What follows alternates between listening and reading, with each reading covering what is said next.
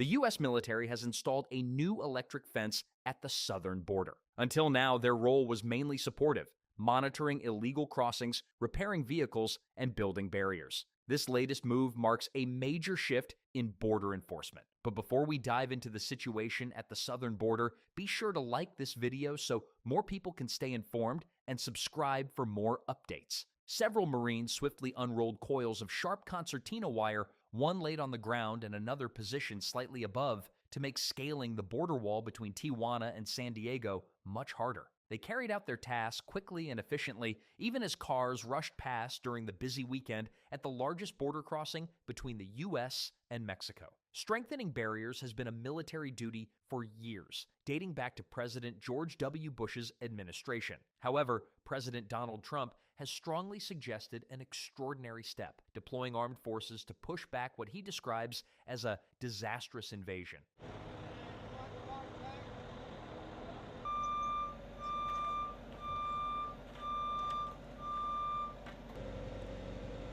Until now, the military has played only a supporting role at the border, focusing on surveillance of illegal crossings by land and air, vehicle repairs, and barrier construction. This approach aligns with the Posse Comitatus Act of 1878, which restricts the armed forces from engaging in civilian law enforcement. During a tour of the San Diego border with Marines, the Associated Press observed operations similar to past missions. However, some scholars and Trump advisors argue that legal grounds exist to deploy the military against drug trafficking and large-scale migration.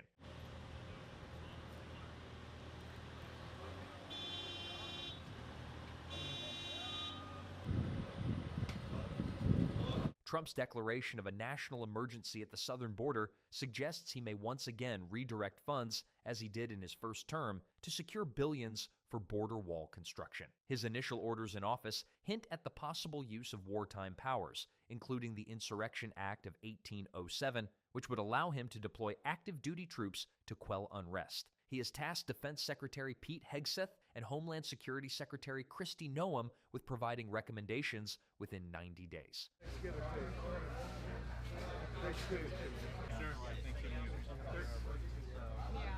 Oh, hey, sir. That's all right. Keep your seat.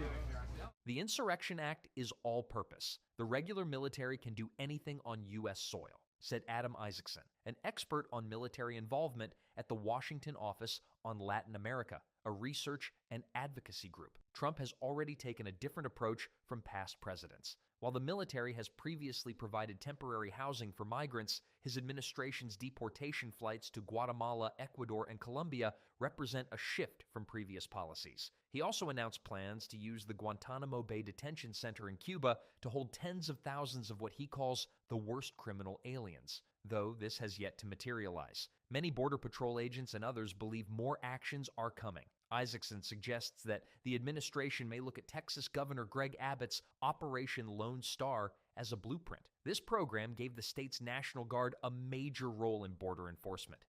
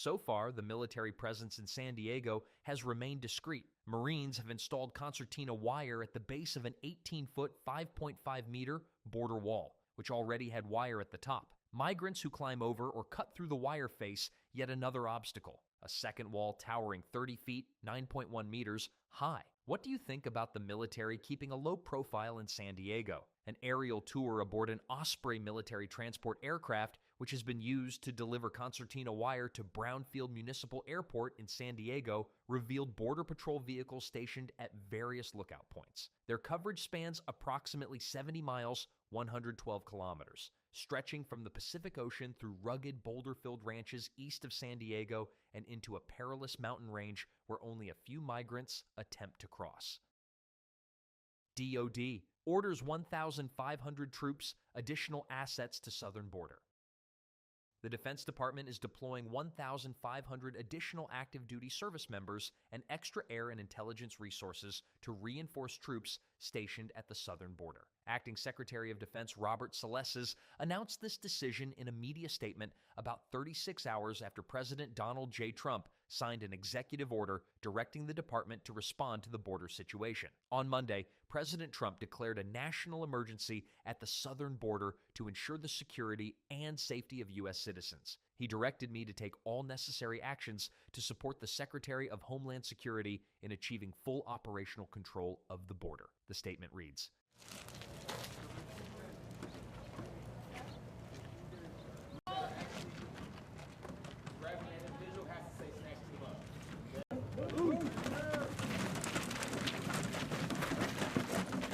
The Pentagon established a task force to carry out executive orders dealing with border security immediately. The border response is led by the U.S. Northern Command, assisted by the U.S. Transportation Command, the National Guard Bureau, military branches, and the Department of Homeland Security. The deployment of 1,500 additional service members ordered by Salesses will begin its operations within 24 to 48 hours by concentrating on building physical barriers and border tasks based on remarks from a senior military official. The group deployed to the border comprises 1,000 soldiers and 500 Marines, who initially provided backup during the Los Angeles County wildfires 14 days ago. As reported by Salesses, these additional forces represent a 60% growth compared to when Trump became president. We anticipate that overall, on the southwest border, active duty personnel will provide real-time situational awareness of persons, vehicles, vessels, and aircraft, and they'll work with U.S. Customs and Border Protection on operator-level maintenance, movement,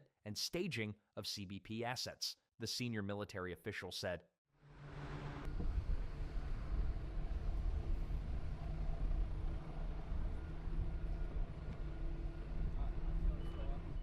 In addition to the additional active duty ground personnel, the DoD will provide airlift support for flights operated by DHS to implement the deportation of more than 5,000 individuals detained by CBP at the border sectors in San Diego and El Paso, Texas. Salesses' statement reads, the senior military official said that Transcom is providing 2 C-130 Hercules and 2 C-17 Globemaster aircraft to assist in that support. Additionally, the official added that UH-72 Lakota military helicopters began flying today in support of CBP. A senior defense official said that DoD is also coordinating with the State Department to obtain diplomatic visas and provide host nation notification for deported individuals. DoD also provides intelligence analyst support at the border. We're sourcing those requirements right now, the senior military official said. We also anticipate that there could be some additional airborne intelligence, surveillance, and support assets that would move down to the border to increase situational awareness, the official added. Number 03. Concave generator.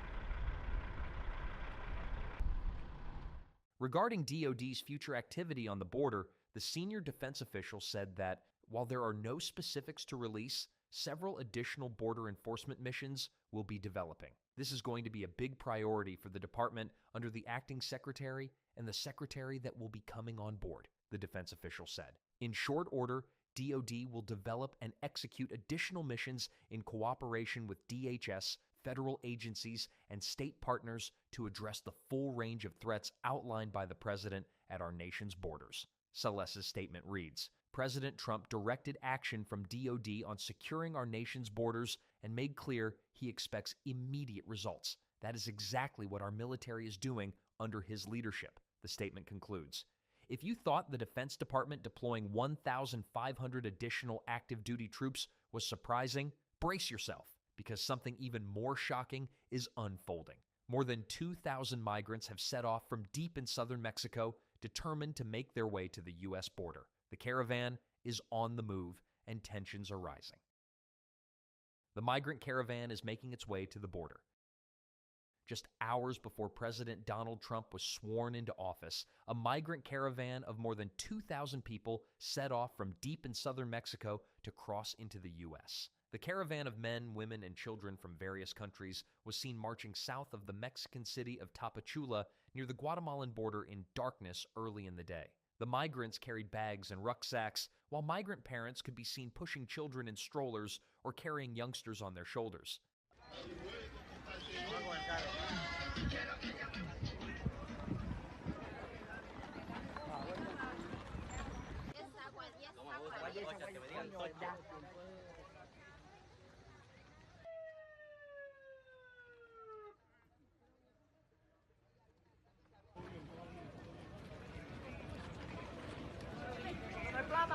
According to Border Report, it's at least the 10th largest caravan to walk out of Tapachula since the U.S. election. It would take an adult migrant about 16 days of nonstop walking to get to the southern border. The caravan is on the march despite Trump signing a flurry of executive orders clamping down on illegal immigration. He also declared a national border emergency.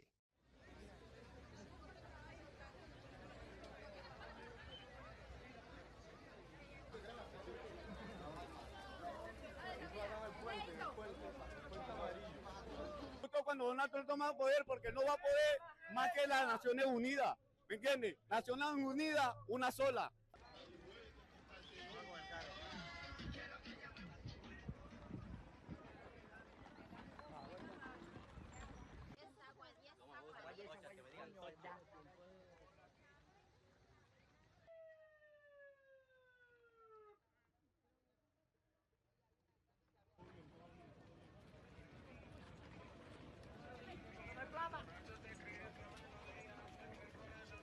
Trump ordered the construction of the border wall restart, which had mainly stopped under Biden. The order also ended Biden-era parole policies, including the CBP One app used to allow migrants into the U.S. Yeah, I just sent Rodriguez back to MINS.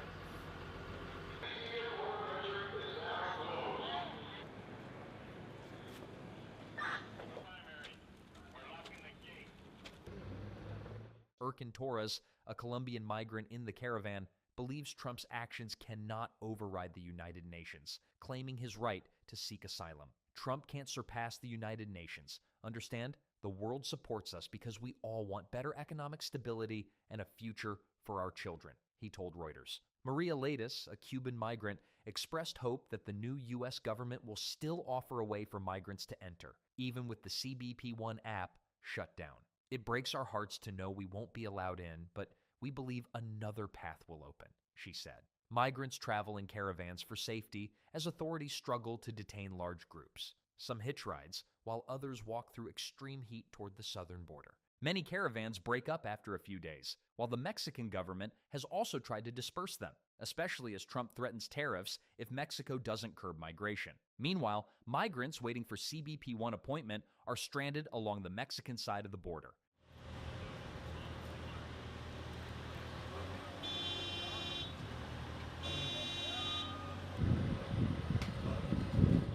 Trump also reinstated the Migrant Protection Protocol's MPP, known as the Remain in Mexico policy, requiring asylum seekers to stay in Mexico during their hearings. Another order deployed U.S. troops under U.S. Northern Command to prioritize border security. What do you think about Trump bringing back the Remain in Mexico policy? Is this the right move or a step too far?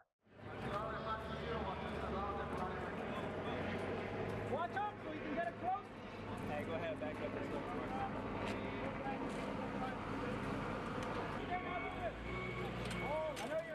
Additionally, Trump labeled international criminal groups, including MS-13 and Tren de Aragua, as foreign terrorist organizations FTOs and specially designated global terrorists SDGTs, allowing targeted actions like financial penalties against members. Earlier this week, the Trump administration asked the military to be ready to deploy up to 10,000 active duty troops immediately, causing a rush inside the Pentagon, sources told CNN. However, military officials pushed back, arguing that such a large deployment could strain resources and affect other missions worldwide.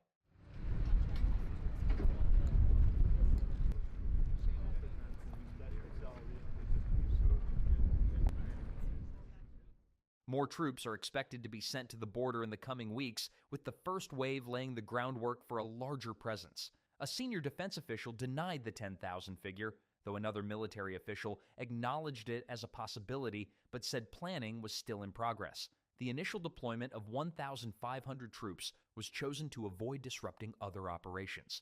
Future implementations will depend on an assessment of risks to different missions. Our job is to balance mission priorities globally, a military official explained. This first wave includes 500 Marines from Camp Pendleton and the 1st Marine Division in San Diego. They are expected to arrive soon, prepared for rapid response and long-term operations. We've been told to treat this as a national emergency, an official said, adding that helicopter deployments of Marines might be seen. The number of deployed Marines could increase to 2,500. The remaining 1,000 troops are Army personnel, including military police and a battalion headquarters from Forts Bliss, Riley, Cavazos, Stewart, Carson, and Campbell. UH-72.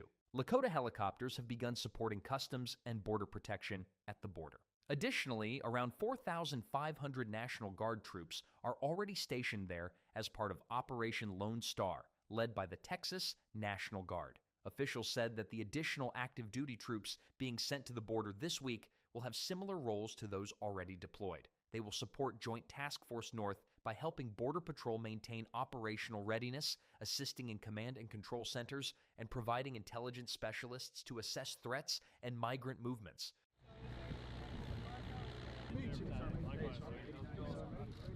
Josh Campbell, the MP Battalion Commander. Troops will also support air operations, but it is unclear if they will be armed. However, they are not authorized to perform law enforcement duties such as making arrests, seizing drugs, or directly engaging with migrants except for transportation between migrant facilities. A long-standing law, Posse Comitatus, prohibits active duty troops from domestic law enforcement without specific authorization. Other regulations further restrict them from activities like arrests and searches, according to a Congressional Research Service analysis. President Trump declared in his executive order that he would decide the Insurrection Act within 90 days to determine its usage by active duty military forces for border law enforcement. Extensive federal resources have maintained a critical depletion state because of continuous border migration increases. The recent drop in daily migrant crossings to 1,100 to 1,300 allows Immigration and Customs Enforcement, ICE, to redirect its forces away from border operations and focus on undocumented immigrant arrests within U.S. borders. If you thought sending thousands more troops to the southern border was bold, wait until you hear this. The ACLU has taken legal action suing the Trump administration over its decision to shut down asylum access. The battle over immigration is far from over. ACLU sues over Trump shutting down asylum access. Immigration advocacy groups sued the Trump administration over its ban on asylum access at the southern border, saying the sweeping restrictions illegally put people who are fleeing war and persecution in harm's way. The decision outlined in one of President Donald Trump's immigration-related executive orders is as unlawful as it is unprecedented, the groups, led by the American Civil Liberties Union, said in the complaint filed in a Washington federal court. The government is doing just what Congress by statute decreed that the United States must not do. It is returning asylum seekers, not just single adults, but families too, to countries where they face persecution or torture without allowing them to invoke the protections Congress has provided, lawyers wrote. The ACLU and other groups filed the complaint on behalf of Arizona-based Florence Project, El Paso-based Las Americas Immigrant Advocacy Center, and Texas-based RACES. The Department of Homeland Security said it does not comment on impending legislation. The White House defended the president's actions.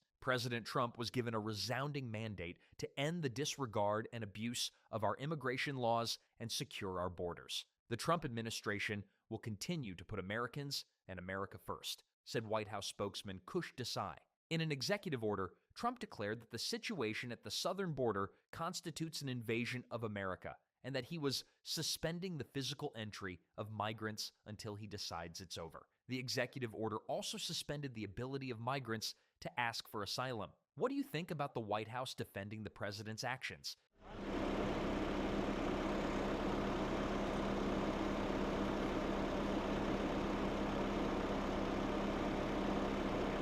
In the executive order, Trump argued that the Immigration and Nationality Act gives presidents the authority to suspend entry of any group detrimental to the interests of the United States. It was the latest blow to asylum access that began under the Biden administration, which severely curtailed the ability of people who entered the country between the official border crossings to qualify for asylum. However, they also had a system by which 1,450 people a day could schedule an appointment at an official crossing with Mexico to seek protection in America. On his first day in office, Trump ended the program as part of a broad plan to carry out mass deportations, reversing Biden-era policies that provided immigration pathways and protections while tightening border restrictions. Advocates argue that asylum is a legal right under U.S. immigration law and that denying it puts those fleeing war or persecution at risk. Critics, however, point out that few asylum seekers qualify, and the overwhelmed immigration courts take years to process cases. Asylum applicants must prove a fear of persecution based on race, religion, nationality, or membership in a specific social or political group. So the Marines are the best ones for this job because everything we do, we want to do it to the best of our abilities because we know there's a reason behind it and that Customs and Border Patrol is relying on us to make their... A lawsuit challenges Trump's actions, stating that even high immigration levels do not constitute an invasion. The number of migrants crossing between ports of entry has reportedly dropped to levels not seen since August 2020. LegalErnt, an ACLU attorney who has handled significant asylum cases, criticized Trump's proclamation, calling it a sham claim of an invasion that disregards decades of asylum protections established by Congress. He emphasized that no president, including Trump in his first term, has attempted to eliminate asylum. The lawsuit claims Trump's order is an extreme example of presidential overreach, accusing the government of expelling non-citizens within hours without allowing them to apply for asylum, seek other legal protections, or even make a phone call.